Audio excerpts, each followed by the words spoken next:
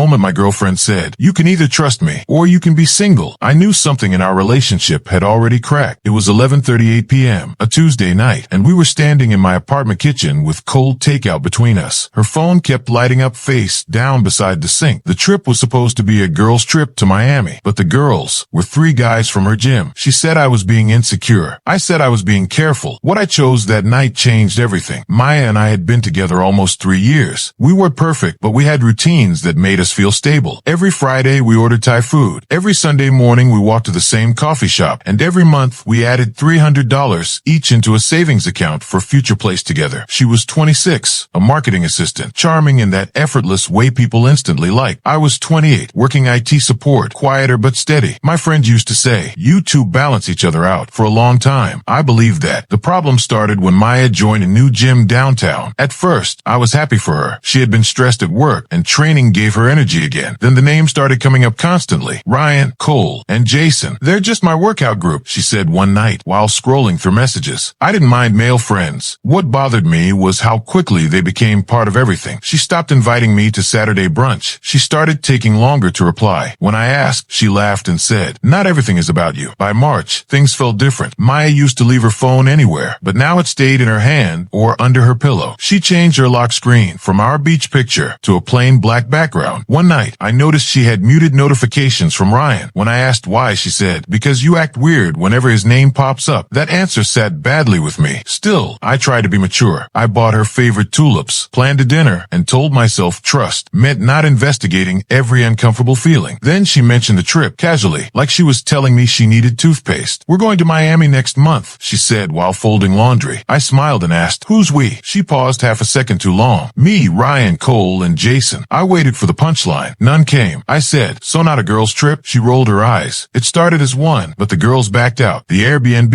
is already paid." Later, I checked our shared calendar. She had blocked off 4 days and labeled it Girls' Weekend. The Airbnb was $1,840, split 4 ways. She had sent Ryan $460 through Venmo with a palm tree emoji. I only knew because her laptop was open on the couch while she showered and the confirmation email was visible. I didn't snoop further, but I saw enough. 1 house, 2 bedrooms, 1 pool. When I asked about sleeping arrangements, she said, "Don't make it gross." I said, "I'm asking a normal question." She snapped, "No, you're asking like you own me." That was the first time I felt less like her boyfriend and more like an obstacle. The week before the trip, she became extra sweet. She made dinner twice, called me babe more than usual, and even suggested we watch the show she always hated. It felt rehearsed. On Thursday night, her phone buzzed while she was brushing her teeth. The preview said, "Can't wait to get you away from him, LOL." My stomach dropped. When she came back, I asked who texted. She grabbed the phone quickly and said, "Work drama." I didn't yell. I just looked at her, and she looked away first. Silence told me more than any confession. Friday morning, I asked her to meet me for breakfast before work. We sat at a diner near my office, the kind with sticky menus and coffee that tasted burnt. I said, "I need honesty. Is this trip something I should worry about?" She sighed like I was exhausting. "Nothing is happening." I asked why Ryan texted that. Her face changed. "You read my messages?" I said. It popped up. She folded her arms and whispered, "You're becoming controlling." Then came the sentence, "Accept the trip or lose me forever." I didn't answer immediately. Part of me wanted to beg, because 3 years is not easy to throw away over one weekend. Another part of me felt embarrassed that I was even being asked to accept something so disrespectful. I said, "If you go, knowing how this looks and how I feel, we're done." She laughed once, bitterly. "So you're giving me an ultimatum too?" I said, "No, I'm giving you a boundary." She stood up, tossed $10 on the table, and said, "Then I guess you made your choice." That night, she packed at my apartment because half her clothes were there. She moved around like she was angry at the drawers. I watched her fold the blue dress I bought her for her birthday. Before leaving, she stopped at the door and said, "You'll regret this when you realize nothing happened." I said, "Maybe, but I'd regret ignoring myself more." She didn't cry. She just nodded, like she had already practiced the scene. At 6:12 a.m. the next morning, her location showed the airport. By 7:30, she had turned it off. The twist came 2 days later from someone I barely knew. It was Jason's girlfriend, Elena, messaging me on Instagram. "Hey, I think we need to talk," she wrote. She sent screenshots from Jason's iPad where his text synced. Ryan had written, "Maya finally dumped him?" Jason replied, "Basically, she said he gave her permission by not stopping her." Then Ryan wrote, "She told me she was single after Tuesday." My hands went cold. Maya hadn't gone to prove trust. She had gone because she had already started rewriting the truth. Elena and I compared timelines. Maya had told Ryan we were on a break weeks weeks before the trip, she told Cole I was jealous and unstable. She told Jason she needed one last push to leave me. The most painful part wasn't that she wanted out. People fall out of love. The painful part was how she tried to make me the villain so she could feel clean. On Sunday night, Maya texted, "Can we talk when I land?" I replied, "Only to arrange your things." She called 7 times. I didn't answer. Monday evening, she came over with red eyes and a shaky voice. "I messed up," she said. "Nothing physical happened, I swear." I believed maybe that part was true, but it no longer mattered. I showed her the screenshots. Her face went pale. She whispered, "I was confused." I said, "No, you were careful. There's a difference." She cried then, saying Ryan made her feel exciting, and I made life feel too predictable. That sentence hurt, but it also freed me. I realized she didn't want partnership. She wanted attention without consequences. I packed her things in 3 boxes: clothes, skincare, and random apartment pieces she had slowly blended into my life. The spare key went on top. We closed the savings account that week. My $5,400 went back to me. Hers went back to her. She tried texting my sister, then my best friend, explaining miscommunication. Elena broke up with Jason too. Ryan, from what I heard, stopped answering Maya after the trip. By the end of the month, she had lost the boyfriend she trusted to stay and the fantasy she thought would catch her. 6 months later, I still pass that diner sometimes. I don't hate Maya anymore, but I don't miss who I became trying to keep her. The hardest lesson was accepting that love without respect is just a habit with memories attached. She gave me 2 choices: let her cross a boundary or lose her forever. I chose myself, and the shocking part was how peaceful life became afterward. Sometimes the person forcing you to prove your trust is only trying to hide their betrayal. My final takeaway is simple. A boundary is not control, it is self-respect.